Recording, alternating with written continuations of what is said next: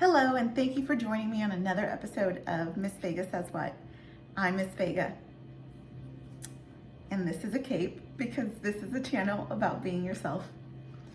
Anyway, this episode is a follow-up to a previous episode called Body Coherence, which was a follow-up to the previous episode to that, or they're connected.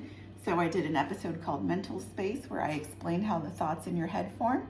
And then I did an episode called Body Coherence where I explained how your thoughts make your feelings or affect your feelings and mood. And it affects it affects what your body does.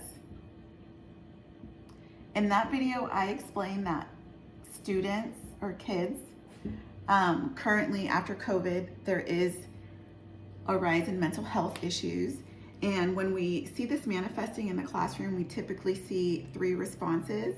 And this is from that episode of Body Coherence. So the 3 responses I spoke of were the sillies, which I'm just being generous to the disruptive and defiant kids. So the sillies who are in a state of micro fight, and then the escapees who are in a state of micro or actual flight. And then lastly, I mentioned that some children respond by becoming super quiet, where they're labeled selective mutes, or a quiet that's more complete silence than just a quiet mousy kid who talks but just talks quietly. I'm talking, does not talk at all. So this episode is about the super quiet kids who are experiencing a freeze response while in the classroom. So I want to say that it is for teachers, but if you're a parent listening along, I can give you tips if you feel like this is related to your child. I will also say that I may say some things that come across as judgment, since this is for teachers, and I'll speak to a conversation that teachers and parents often have over a super quiet kid. And so I'll explain kind of the science behind that if maybe you're out there and you can't decide for yourself. Is she talking about my biological kid? Is he a super quiet, or is he just quiet to me? If you can't land, I'll explain why that is later. So firstly, I want to say to teachers that post-COVID, I know that I observed, and I thought maybe it was just me, but then I started to speaking to colleagues and friends who are teachers all over the country, and I noticed a trend, and that trend, which you probably noticed if you're a teacher too, is that there's kids who are no longer speaking. I said it like it's almost funny because I don't think people would believe it if they were not in a classroom setting. But for example, during COVID and post-COVID, I only had 1 classroom, so, and I would say I probably had like at least 2, maybe 4 children who people would describe as selective mutes. And then once I moved into class periods, there was at least one in every class period. And I thought to myself, well, maybe it's just me. But then I heard a lot of colleagues, and then I've actually had parents reach out to me about this phenomenon, if you want to call it that. But it is kids that are experiencing a state of freeze due to whatever thoughts in their head. It could be that the school is stressing them out. I explained that in the other videos. So whatever the thoughts in their head that they have that are causing these feelings of that mimic a trauma response, or really is a trauma response if they've gone mute, is what I'm going to explain to you. So here you can see that I have an ice cube. It's not a blue box, it's an ice cube. And I'm going to compare these kids to an ice cube with no judgment at all. It's just that it's not that they're cold, or there's no negative implications. I'm comparing it to an ice cube because their nervous system is frozen. So there's ice there. So as teachers, when we encounter kids like these, and I'm guilty of it myself, we kind of have this feeling like we need to ask, like, what's wrong, honey? Why aren't you talking? And we just really want to push it, almost as if we're looking for the perfect phrase or question that's going to get them to crack. But in actuality, they really are an ice cube. And when you're doing that, you're putting pressure on an ice cube. Because typically the kids, if you're thinking of the same kids I'm referring to, don't even speak to their peers. Like their peers know them for not speaking. And their peers are okay with it because it's been so long, that kid. So when you're doing things like that, even though we have the purest of intentions and maybe we want to document somewhere, whatever the kid said this, it's actually kind of none of our business. And even if you were to think of it logically, right? Teachers are already so underpaid. We have so much on our plates. And if this kid is at this level of trauma response where he's mute, that he doesn't even speak to his peers, it could be something big that would be on your plate and over your pay grade. So it's kind of not really our business to go there or to try to find the secret reason why the kid has gone mute. And like I said, I'm guilty of it myself.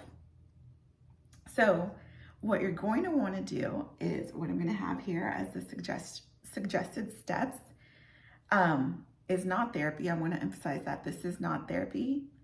It may feel, and it probably will feel, therapeutic to the child if you guys have success, but it's not a form of therapy. I'm going to give you suggested steps so you can be intentionally warm to gather more engagement from them. Because at the end of the day, as far as like grades and stuff goes, you do need to have them engaged, right? And it's very difficult because they won't answer our questions. So the suggested steps are to begin by, and I'm gonna just bullet point them because just go in any order, because with kids, they go in any order and it's the human body, which I suspect, and I've worked with kids in this order, so I suspect that this is probably a natural order. But I want to emphasize that it's fluid and what you're looking for is progress and not like the next thing or the magic phrase. Anyway, so the suggested steps are to begin acknowledging that kid in ways that he has to communicate through nodding, or he will only communicate through nodding, honestly, but you do have to be intentional. So when he comes in, silent kid, you're going to be like, oh, hey, are you having a good day? And then they're gonna nod, okay? They're gonna give you a nod, yes or no. And the reason I wanna mention that, even though it seems so like pathetic, I guess, is because it's actually not. Because in that video, I explained that their mind and their body have lost coordination. They've separated. So by them nodding, their mind, their brain and body are communicating. So it's actually a little bit more alive than nothing. Right? If you ask them like some cheesy question, are you enjoying the weather, whatever, and you're getting something and they're connecting, their nervous system is waking up. So you want to be intentional and ask them questions maybe when they enter your class or carve out some time or whatever, but I would just do it when they're entering in. Once you feel confident, and this is going to be different for the teachers out there, once you feel confident that the kid isn't shying away from at least nodding at you, like they've been consistently nodding at your cheesy questions, then you can tell them that it is okay to say, okay? You need to give them permission because otherwise they're going to be judging themselves and they're going to be feeling a certain way and they're going to stay quiet. So you need to give them permission and say with me, you can actually say, because and there's no judgment in this. Some teachers are more like, you must say yes or no, or yes, ma'am, and no, ma'am. And so that's going to freeze them up. They're not going to want to even try. So if you can, and you feel okay with like your principles and morals or whatever of children's manners, tell them that it's okay to give you an and that's still like body and mind connection because there's a little in it. And now they're starting to use their vocal cords, which they are not using. So this is kind of an important part, and I don't know where it would fall for people. My next suggested step would be to start asking them questions where they have to respond no. The reason that I think that this is super important Um, and I think it's so prevalent now, the mutism, that before it used to often be girls. And now within the classroom, I see girls and boys who have become super quiet. So as far as no is super important because it is a defense mechanism. And these kids are a freaking ice cube, man. Their defenses are down, right? So I hate bringing in like dark topics, but it's the truth, right? Just like I teach how the mind works, predators also have a grasp on how the mind works. So if they were, I don't know what the heck they do. So if they were studying to make a choice in prey, if they're a predator and they're looking for prey, they're gonna choose the defenseless prey. And they're gonna know, just like how I can understand the mind, they understand the mind for evil or whatever. So no is a defense mechanism. And we're gonna logically think of a child. I know it can be really dark, but if the child has not uttered words, your tongue is a muscle, your vocal cords have to be used, right? Or like sometimes if you haven't talked in a while, you have to clear your throat. These kids haven't talked in a long amount of time. Sorry, I get so passionate. But logically, if that kid was put in a stressful position with a predator, or maybe even just a peer, but it was a stressful position, logically, it doesn't even make sense that they would all of a sudden be like, no, or have any defense. So no is important because it's a state of defense. And we got to give them something, right? You can't give them therapy, which is what I say. I can't give every kid therapy, and you can't either, but you can give them at least like a chance at defending themselves. So anyway, with that passionate speech, I want to say that just when they come in, where you were asking them questions to not about or about, for a good while, ask them questions to say no to. And they could be like super stupid and cheesy, and it might like hurt your whole soul to have to be so corny, but just freaking do it and give a kid a chance. And just like, for example, if their name is Mary, you could be like, hey, isn't your name Elizabeth? And they're gonna, right? And then you're gonna have to, the teacher, you're gonna have to use the phrase, just use your voice. Tell me with your mouth. And what could happen here is that they'll start reverting to nodding or to escape it. Oh, excuse me. This is my next step. I just skipped it. So you're going to ask them to practice saying no to you during cheesy things. And you want to do that until you feel like they're substantially saying no, because they're going to start off with nods, right? Like no. And then they're going to be like, And so they'll probably next just mouth and like not express a breath. If you're a teacher out there, you've experienced this. If you're not, and it sounds weird, I don't know what to tell you, man. I love kids, and this is how I'm gonna help them with that. Anywho's, so then you're gonna stop once you feel a substantive no, like maybe they'll laugh with it or like giggle like no, then you'll know that they have more of a grasp on saying no assertively. Or they may even say the phrase like, lady, why are you only ever asking questions that I can answer no? And even though that sounds sassy or like attitude, you would literally be winning because you would have made them express themselves in multiple words. So that's exciting. So once you feel confident that they can say no enough, then you can move on to logically yes or no. And again, it's possible that the kid will revert to nodding or again. And then you've got to give them permission. Like with me, with this teacher, it's okay if you say and it's okay if you only say yes, because sometimes, or okay, because some teachers, and there's no judgment, don't let kids answer that way. And for the super quiet kid, they've probably heard that and been like, oh my God, like feel really without any lifesavers. So give them permission to go back to it. But again, you're going to have to remind them once you feel their steadiness to use their mouth or use their voice. And again, they'll probably just word or just mouth yes and not say anything, but over time it'll keep going. And if you're struggling with this, which could be struggle, an easy fix would just be adding the word right, or I think it's a conjunction, girl, I don't know, interjection, right, to the end of everything you ask them, like, gosh, the weekend was so short, right? And then you're gonna eventually coax yes. But if they're really, really frozen and they're not giving you anything, just write, okay?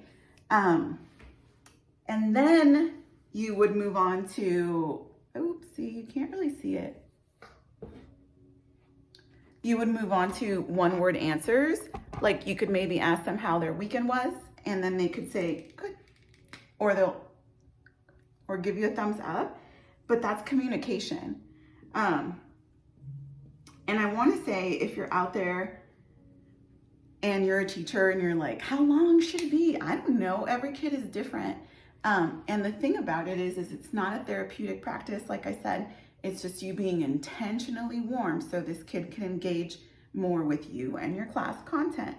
And what I would even suspect, because I do this with my students, is that to even get them to say yes or no out loud consistently could probably take the whole year of building a relationship. So don't look at this and be like, oh, okay, I'm gonna rock this out of the ballpark in a week. It's not like that, because literally the kid's nervous system is like having to thaw out.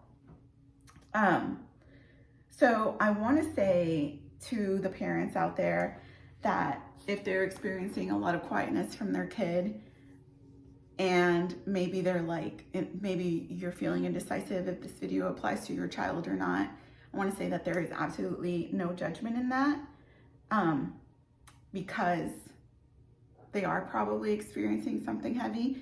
And so parent, if you can't land in that, but you suspect it, your body is protecting you from a hard truth.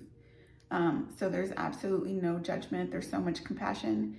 And if you are a parent and you think like, okay, maybe it would be like the same steps, they would be different, because it's a more intimate setting within the house. But also, you guys would have an advantage. And teachers out there, if you could walk with your kids, you could probably do this too. But parents, if you relate to this and you want to try this, a big trick would be doing this walking with your child, just like one trip around a block, because the exercise thaws them out. And to get them to walk, you're gonna kind of like mind trick them, okay?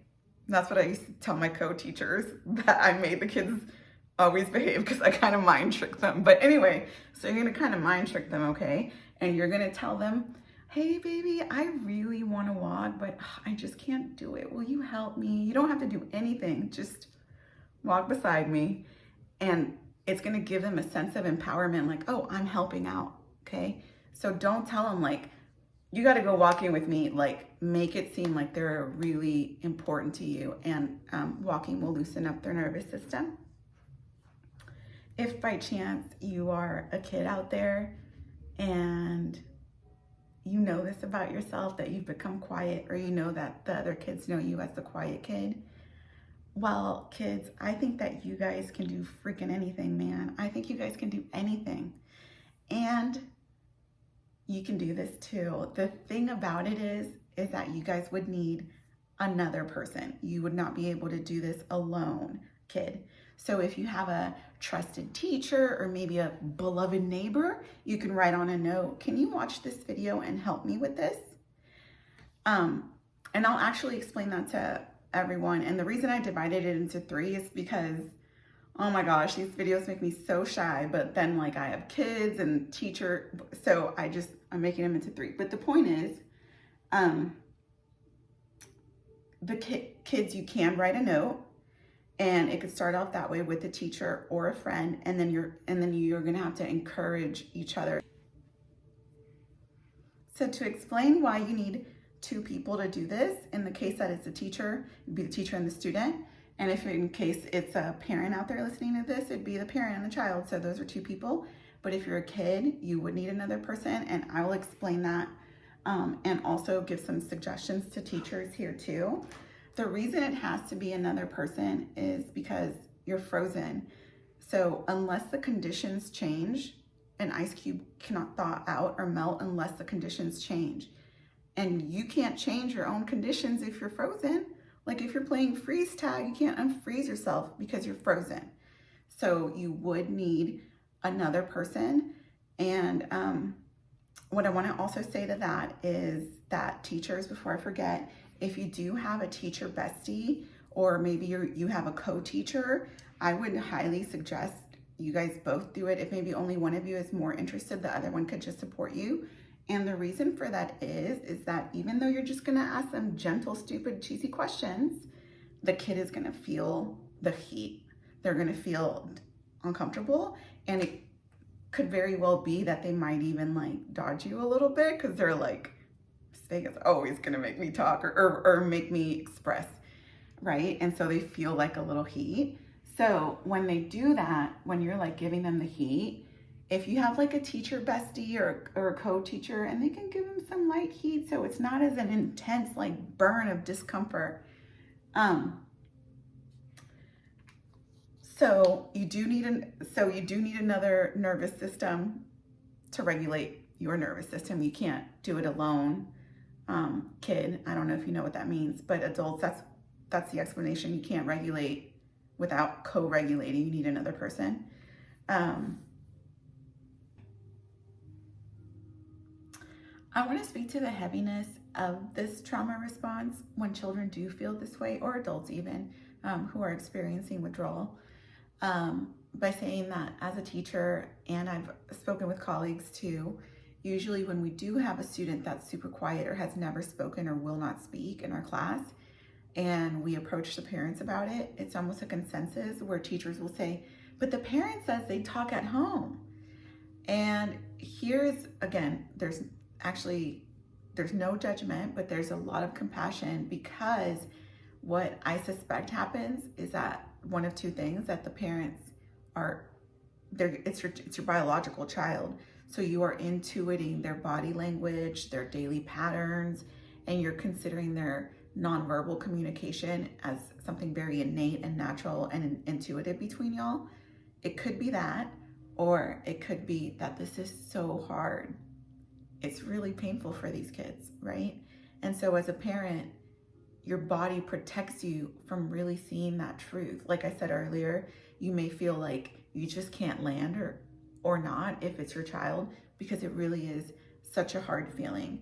And when we think about these kids, and I feel like in the school system, like I said, they want kids to be quiet oftentimes.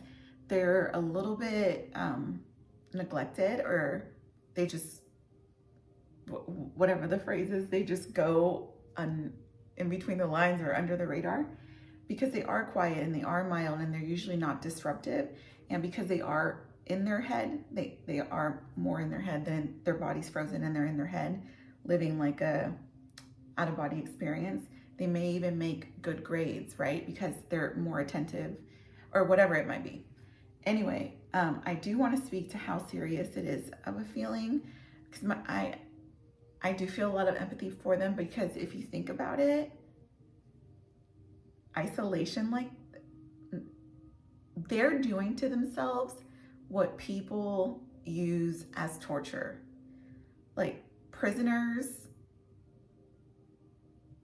and the military, those are grown people who break from not speaking, from not expressing. And these kids, even though they're in like a mass group, they're doing that to themselves. So it's really, really heavy on the brain. And I know that sometimes statements like this can be equated, and it's not an equal statement. When we hear news of school shootings and they interview the neighbor almost always describes the perpetrator this way. And those are not equal statements that, oh, the quiet kid will become this. It's not that. And I'll actually explain that with a doodle here by relating it back to it being used as a form of mental breaking and torture. So if you're this quiet kid, right, you're not expressing, you're not talking, whatever problem was maybe the originator of your silence is just still spinning in your head, spinning in your head, spinning in your head, spinning in your head, right? Versus a kid who speaks it and goes to a friend and says, hey, I have this problem. Some of that has already escaped his brain, which will help to thaw out his body. So there's a relief there, even just speaking it. So they don't have that relief. On top of that, when he talks to his friend is going to say, oh, I've had that problem too. And I did this, this, and this. And then he might go to another friend and say, hey, I have this problem. And then that friend is going to say, oh, I have that problem too. And I did this, this, and that. And so this guy, from hearing his friend's suggestions from conversation, is going to organize his thinking. There's going to be relief in that. Maybe he'll still be unsure, but there's going to be relief in that. Whereas the kids who aren't speaking to anyone, they're just always in their heads. Like I said, they're in their heads having an out-of-body experience. So they're having whatever thoughts they have, and they're not expressing it to anyone. So they're bottled up or locked up, as is the expression, and they're just thinking. The only logic they can contend with is within their own heads. So it's hard, it's heavy. With that, I do want to conclude this video and say that I'm very grateful for everybody who has asked about this topic. Thank you guys. Please make sure to hit like, share, and subscribe with the teacher. Share with the teacher. I freaking love you guys.